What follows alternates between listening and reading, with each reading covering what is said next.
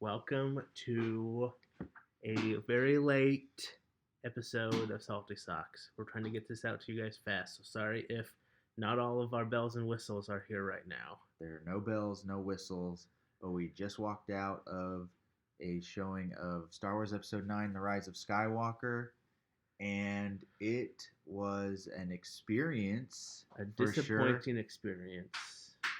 Joseph and I now have a role reversal where when we walked out of The Last Jedi and he thought it was great and everybody didn't like it, I walked out of this one thinking it was great, and then I jumped on Twitter and everybody doesn't like it.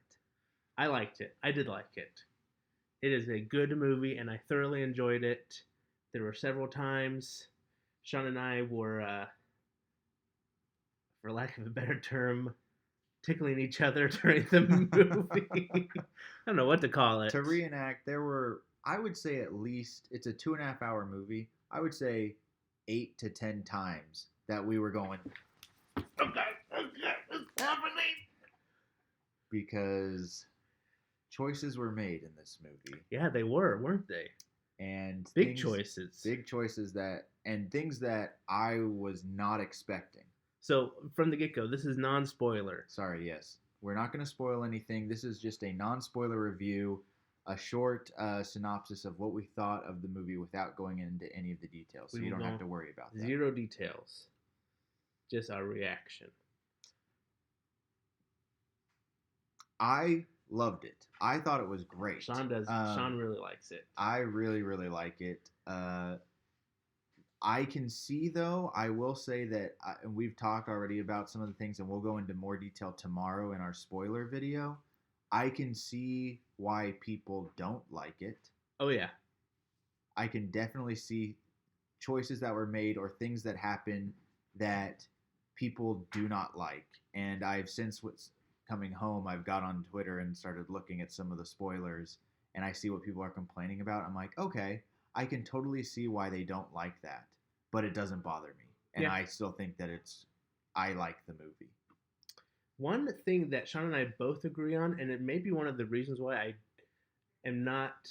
I like this movie less than other ones, is just how much there is and how fast it's moving, and there's no time to let a scene breathe.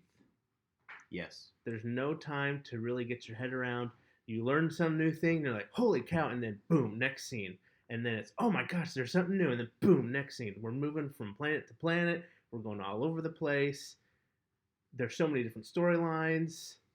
I mean, well, actually, there's only kind of one storyline this time, but there's just so much of it. It feels like there's lots of storylines, right? Yes, it is just, there's a lot of action, and there's a lot of exposition. Mm-hmm. There's a lot of things being explained to you that you have to kind of keep up with. So in that sense, I could see why people might not like that. They think it's maybe too much, too confusing. And so I can see that. I 100% agree with Joseph. There are scenes that happen that I wish give us some time to digest that a little bit, or show the characters on screen digesting the information. Because sometimes even the characters move on so quickly to the next thing that's happening. You're like, aren't you affected at all by what just happened? Right. But, you know, it is. Especially with Rey. Rey has a lot of things, and I feel like she's just going 100 miles an hour, and she never has any time, at least us from an audience perspective, have no chance to see her take in information. How is this affecting her? Things like that. Yeah. So definitely there's a lot going on in the movie. Yeah, lots. Let's talk about favorite new characters. Like, is that spoilery or? No, I don't think so. Okay, no details, but just overall my impressions. favorite new character is Babu Bot. That's not his name. What's his actual name? It's something like, I don't know either. Babu Frick? Babu Frick or something, yes. He's awesome. I love him. I'm really excited to go through the spoiler talk because there are so many things that I do love about the movie and so many details. I think that most, if not all, of the new characters introduced are pretty good. none of them, in my mind, are stand out in a way that they overshadow the main characters, which they shouldn't. But Hmm. they're all serviceable. So I thought the new characters were fine. I also liked Babu Frick or whatever his name is. We're going to go see the movie again tomorrow, and so yeah, we're going two more times tomorrow. Uh, and so we both walked out of it actually today and this evening, and we both felt like I'm exhausted. Yeah, Sean Like, especially. Yep. uh, Well, you said you had a headache and stuff. I did Like, have a headache. I had a headache just because there was just so much going on, and as dumb as it may sound, I felt like there were very emotional things happening where I was engaged, and then it was, I don't know, it just was a lot to process emotionally too. And so I came home kind of like drained, like, man, I feel like they don't let up. You're on the edge of your seat the whole time. It was like, oh gosh, 2.5 hours of this intensity.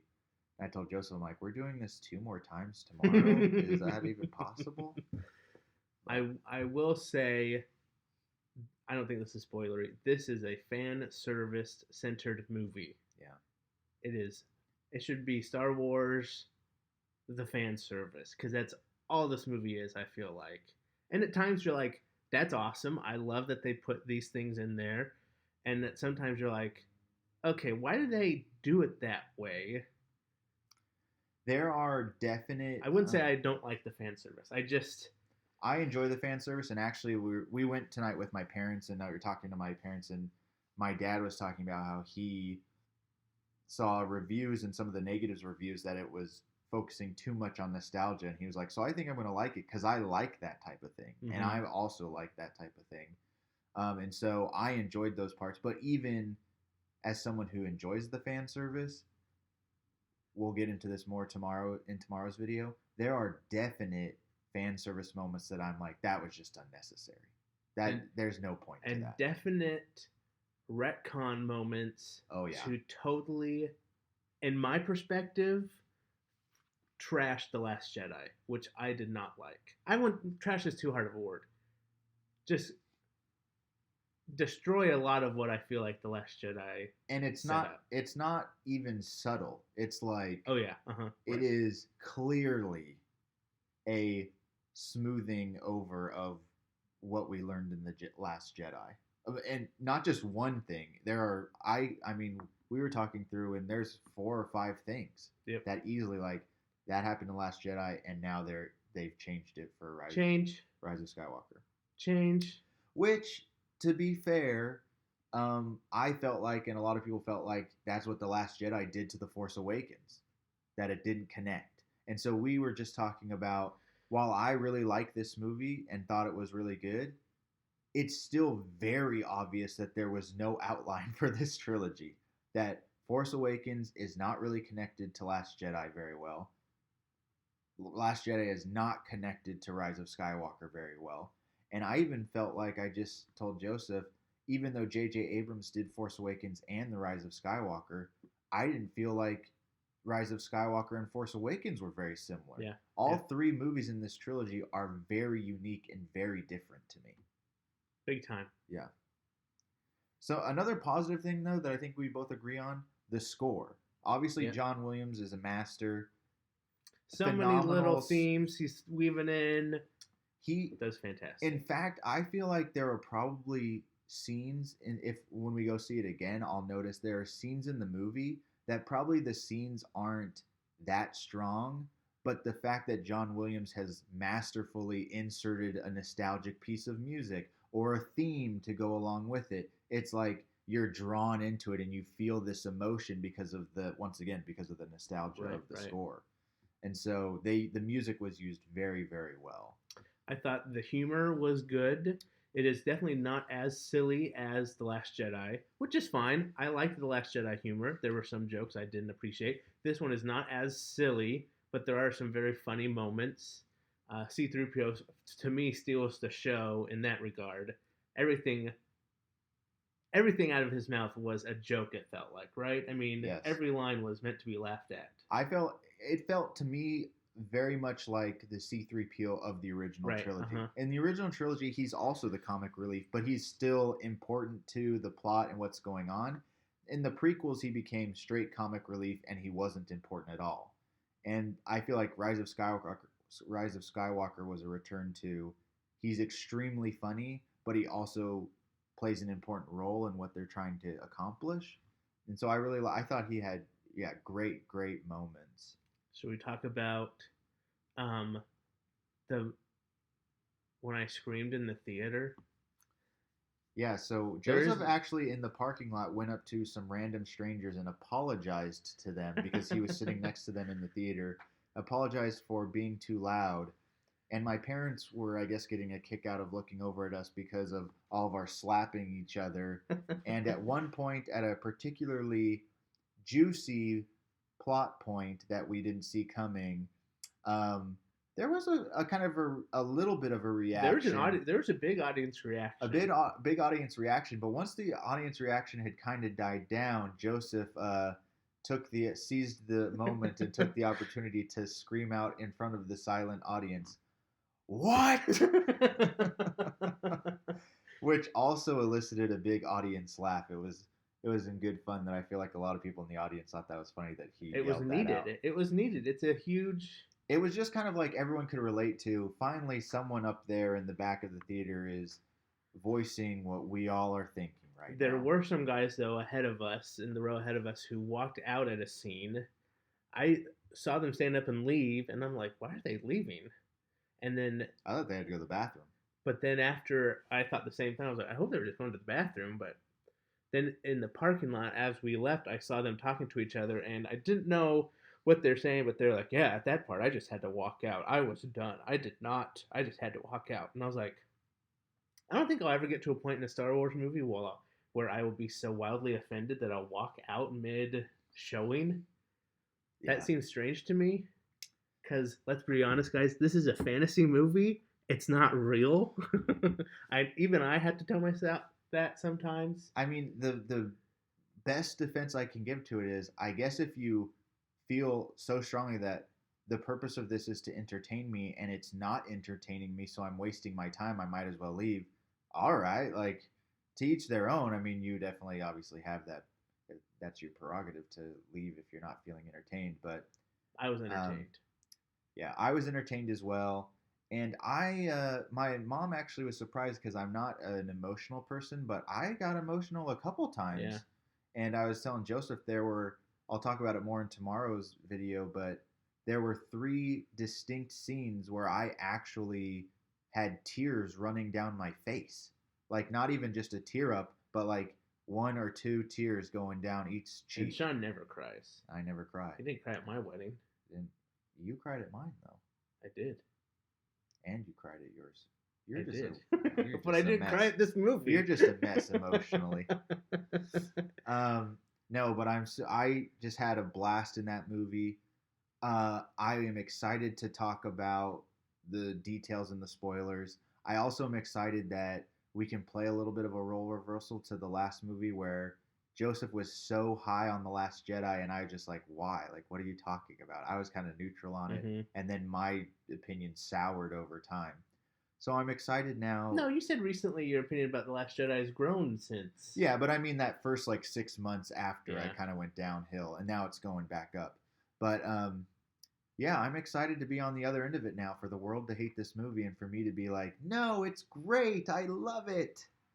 But with that said, even if that's my first reaction, there is a ton to process from this. There's a lot. There's some plot devices that I think are a bit too convenient for my liking. Yeah, we talked about, So that's one thing. Even though I loved it, there are clearly things that I'm like, one, what I said on the drive home, there are some things in this movie that I'm like, that's just straight up weird.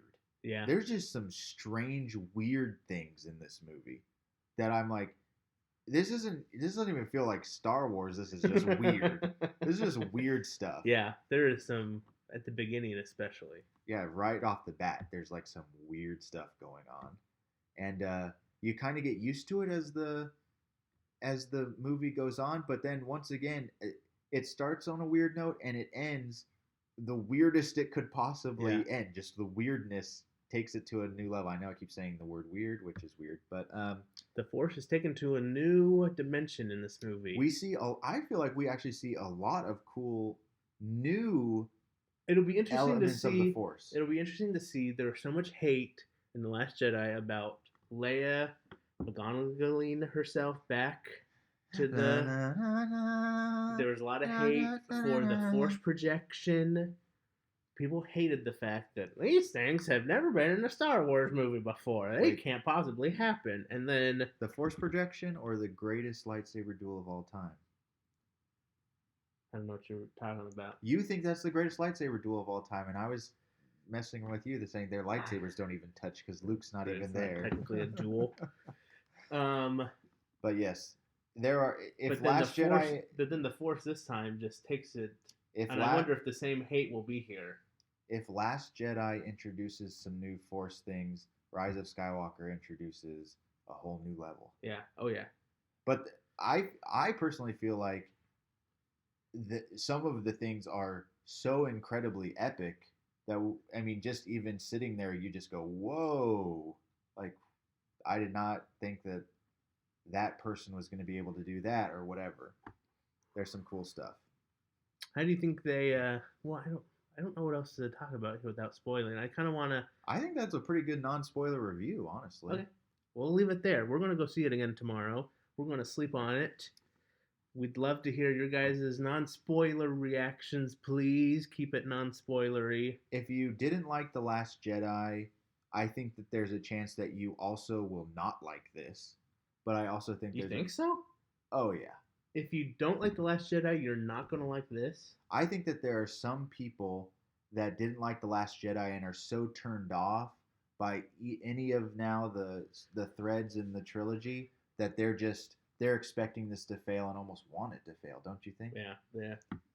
But if you're hopefully like me, none of our viewers are like that. If you're like me, I was kind of neutral on Last Jedi. I really liked this one. But I think that there will be a lot of people who loved Last Jedi that won't appreciate the choices made in this movie. Okay, here's a question for you. We'll do a rankings video later. Does this crack the top 5? I haven't really thought about it. That's actually hard to answer. Okay. It doesn't... I don't think it cracks the top 5 for me. I don't know. I think it'll be on the cusp. It's definitely not in the... It's not in the lower tier. It's not in the lower tier. It's going to be in the middle somewhere for me. It's going to be in the middle, but it might be in the upper middle. It's going to be right next to Force Awakens for me. Yeah. Anyway, we'll talk about that later. So tomorrow, we're going back and seeing the movie 2 more times tomorrow. And one of them will actually be in IMAX. Oh, boy. So I'm very excited for that. I've got to rest up. I'm tired. We're going to sit in the theater for 6 hours tomorrow. 6 hours. Because, spoiler alert, not about the movie, but about the movie-going experience, there's like a half hour of trailers before the movie. I think there were 11 trailers or something. And we saw that on Twitter before we went in. We're like, surely maybe our theater won't do that. No. Our show was supposed to be at 7:30, and that movie did not start until after 8 o'clock. Yeah, 8:05 or something. So it was like 35 minutes of trailers. And it's a 2.5-hour movie, so we didn't get out until 10. So basically, we don't need to get there right on time tomorrow. Oh, not at all. We can skip all those trailers. Yeah, no, we don't need to get there. Okay, I think that's it. We'll close it off there. In the meantime, Sean, until we see him again tomorrow for our spoiler review, what should they do? They should buy tickets to the Rise of Skywalker and keep those socks salty. Keep them salty, people. Bye.